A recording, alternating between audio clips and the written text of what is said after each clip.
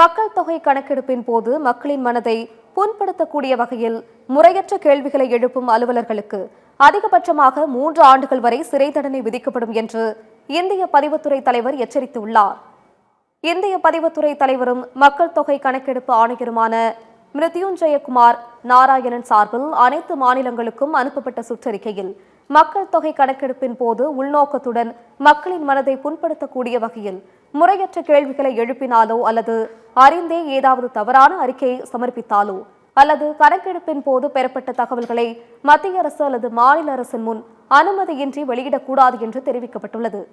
அனுமதியின்றி வெளியிட்டால் மக்கள் தொகை கணக்கெடுப்பு சட்டப்பிரிவு கீழ் 1000 ரூபாய் முதல் அதிகபட்சமாக 3 ஆண்டுகள் சிறை தண்டனை அல்லது இரண்டும் சேர்ந்த தண்டனை விதிக்கப்படும் என்று எச்சரிக்கப்பட்டுள்ளது.